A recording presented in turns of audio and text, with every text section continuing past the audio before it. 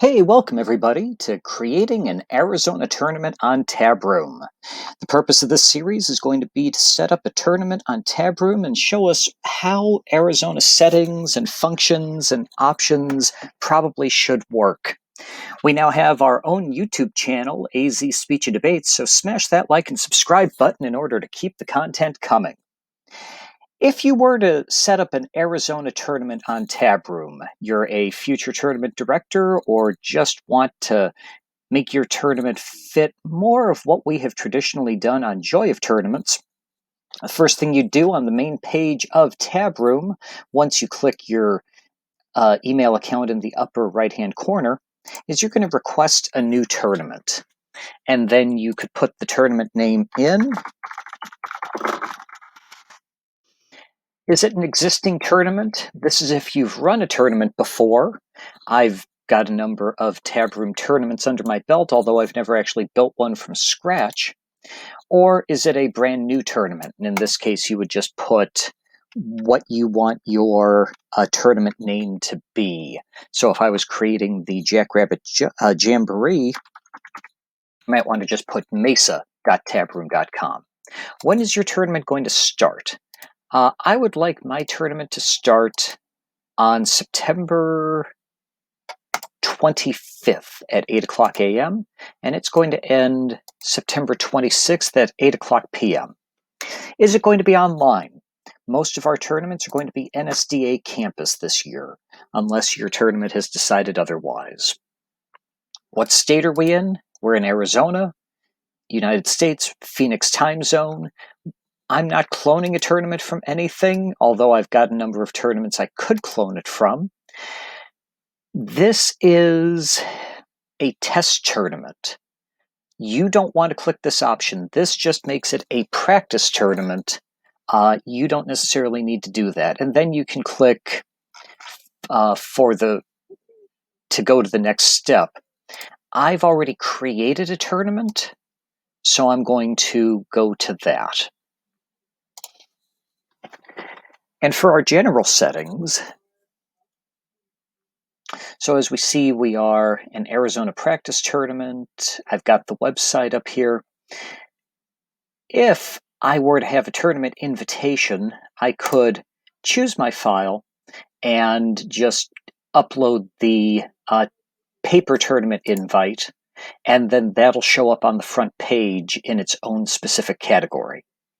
Same with Congress legislation. If I want to have Congress legislation, the best thing to do is choose the file and upload the docket there.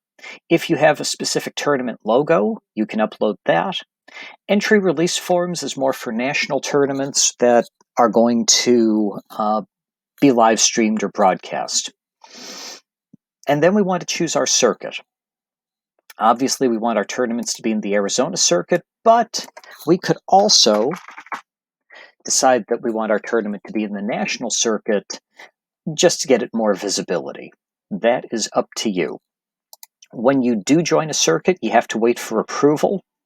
In this case, the Arizona circuit has already approved my practice tournament. And then we want to take a look at the general tab. Do we want adult contact to register? Yeah, we want that. Adult contacts by category, that's helpful if you're going to have a tournament spread out over multiple sites, but I think if we just get the adult coach, we should be okay.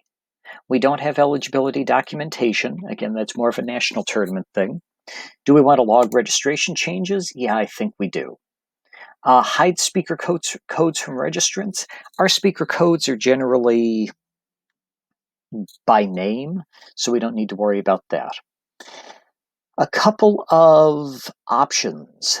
Test tournament, not public. You will want that to be checked off when you're ready for your tournament to go live. Closed tournament admin staff registers, you want that as a no, because otherwise you won't be able to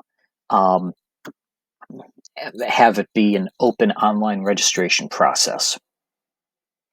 And there are a whole bunch of options for waitlisted entries. Most of these I don't think will apply. This one, if somebody registers in 2IEs and they're waitlisted, that's all that they can enter. Ask for refund information. That's up to you if you want that information. Maybe it's not a bad thing to get refund info from schools. NSDA paid members doesn't apply here. Do you want to publish the list of registered schools? Traditionally, Arizona has not, except in limited cases. Maybe that's information that we want out there now. We don't have school regions, nor do we necessarily have a tournament-wide cap on entries, although if you are limiting the number of rooms you have available, maybe you want to say that the tournament limit on entries is 750, and once we hit 750, that's about all the rooms that we can afford to buy. What do you want your school code style to be? We have always done incremental, and we traditionally do it by number. So our first school code will be 01.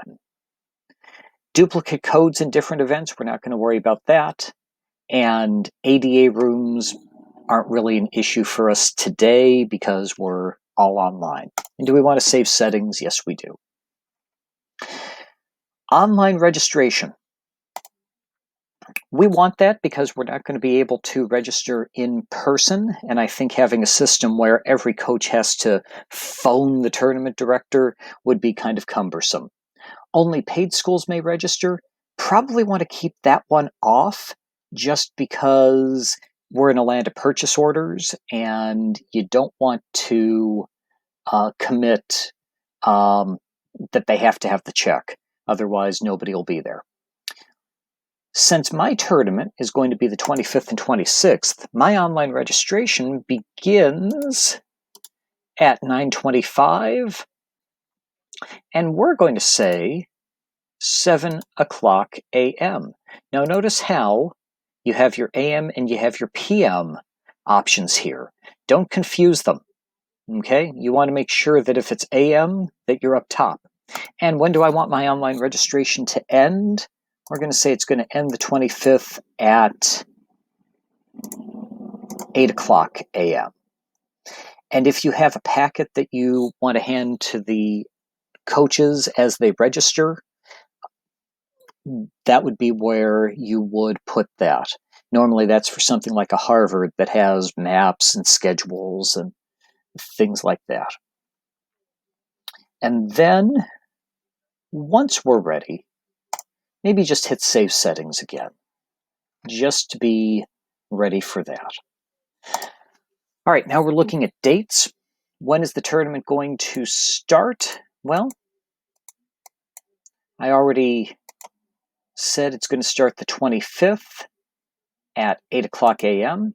When do I want my tournament to end? The 26th at 8 o'clock p.m. That's when I think awards will begin.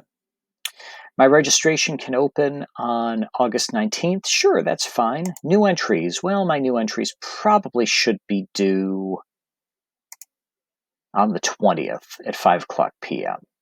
Script info and uploads. If you're collecting everybody's cutting, that's when this would be necessary. If you're not, don't even worry about it.